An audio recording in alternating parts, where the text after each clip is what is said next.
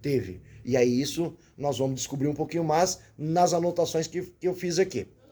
O convite para ser imitador de Cristo estabelece um padrão de vida cristã, baseado na submissão a Cristo, visando a glória de Deus e não a glória humana. Vamos ler de novo? O convite a ser imitador. Existe hoje um convite para mim e para você, imitarmos Cristo Jesus. E esse convite estabelece em uma única forma, padrão. Tá? Padrão significa algo que não tem como mudar, é algo primordial, algo inicial. Baseado em quê? Em submeter-se à vontade de Deus.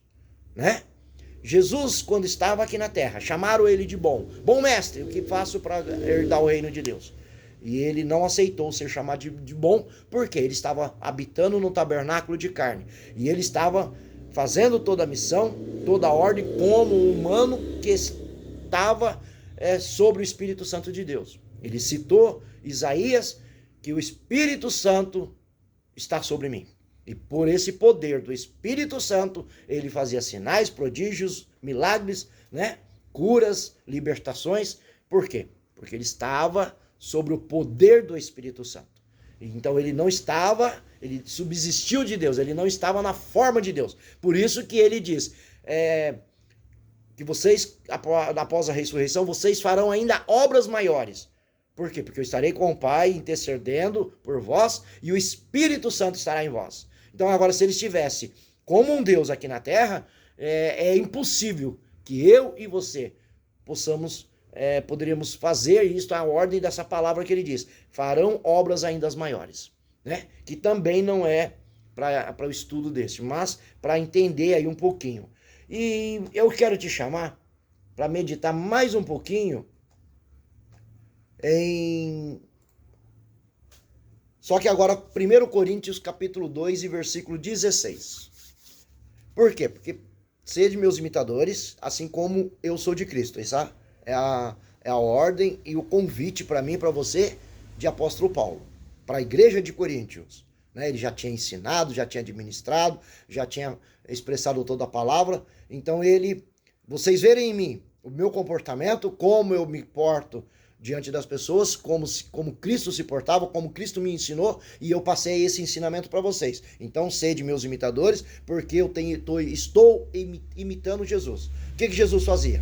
Jesus curava, Jesus libertava, Jesus era um bom amigo, Jesus perdoava, Jesus era justo. Então, como ser imitador é fazer exatamente o que o outro faz, né? E nesse caso é Jesus, tá?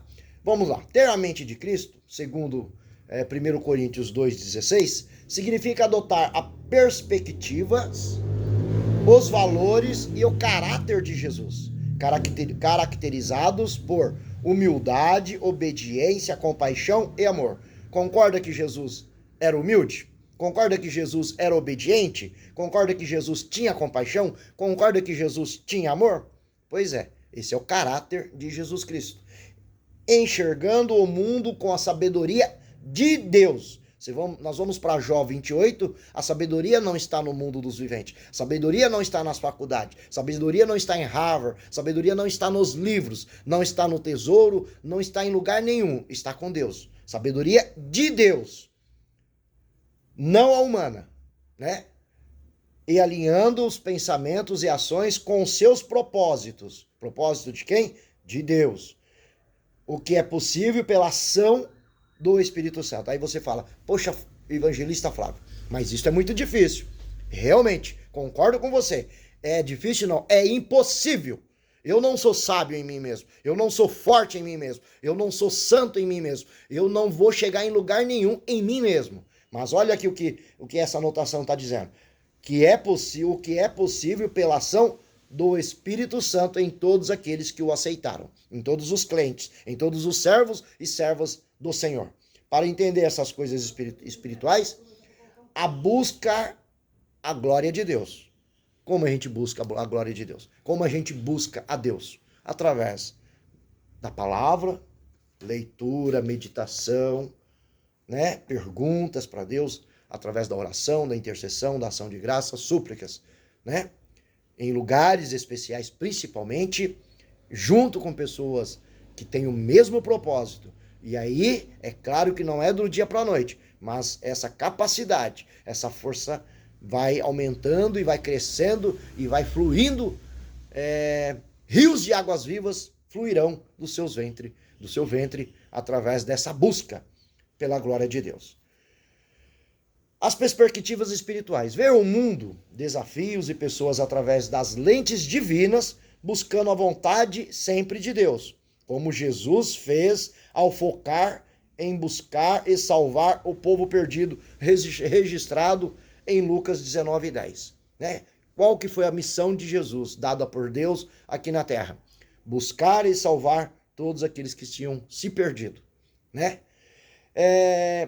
Ele teve a humildade, ele serviu. Não buscar a própria glória. Jesus não buscou a própria glória, tanto é que ele não deixou ser chamado de bom. Bom é Deus, ou seja, tudo que ele fez glorificava a Deus. Quando ele curava, a glória ia para Deus. Né? Quando acontece um milagre, um sinal, um prodígio, qual que é o primeiro passo? Glorificar a Deus.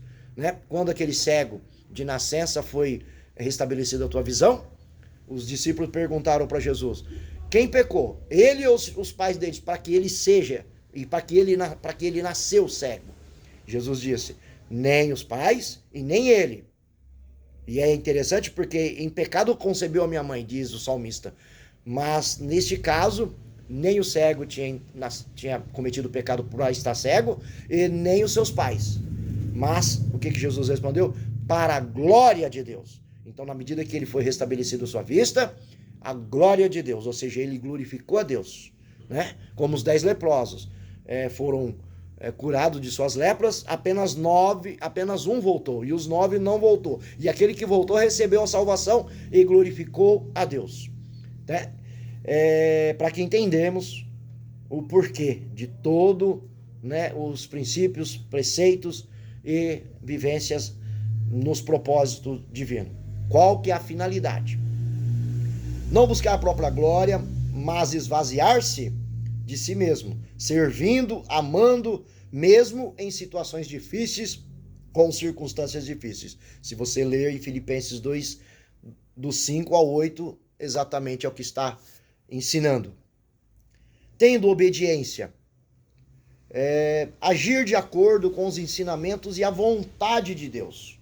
Como eu sei quais são os ensinamentos e a vontade de Deus? Consultando o livro de sabedoria, palavra de Deus. Viva e eficaz, mais penetrante que uma espada de 2 gumes, que divide o espírito da alma, juntas e medulas, e é capaz de discernir intenções e pensamentos. Ela te transforma, ela revela e ela mostra todas as coisas para Deus, no tempo de Deus, no propósito de Deus. Há um propósito para todas as coisas.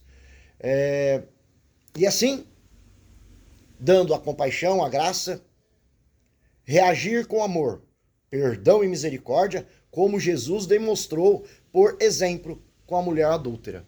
Também em João 8. Né? O que Jesus foi? Teve compaixão. O que Jesus foi? Foi humilde. O que Jesus foi? Aquele que demonstrou misericórdia. Nesse caso da mulher adúltera.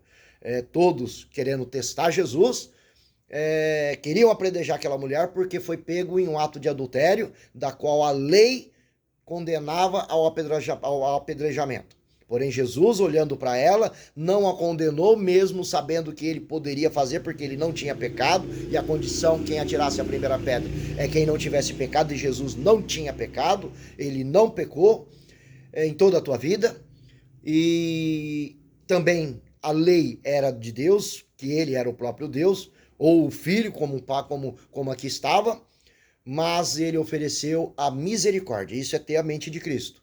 Porém, ele disse uma palavrinha-chave: vá e não peques mais.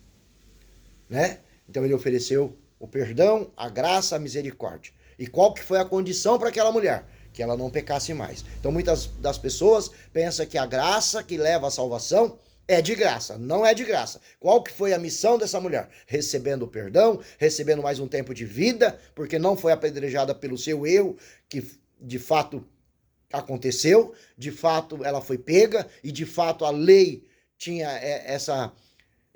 essa condição, e e a justiça seria feita, de fato, porém, ela recebendo essa graça e esse um pouco mais de tempo de vida, ela tinha uma missão, não pecar mais, ou seja, não voltar a adulterar. Esse foi a ordem que Deus deu, que Jesus, né, passou para ela. Então, tá entendendo o que é ter a mente de Cristo? Pensar como Jesus pensou, agir como Jesus agiu, ser humilde, ter compaixão,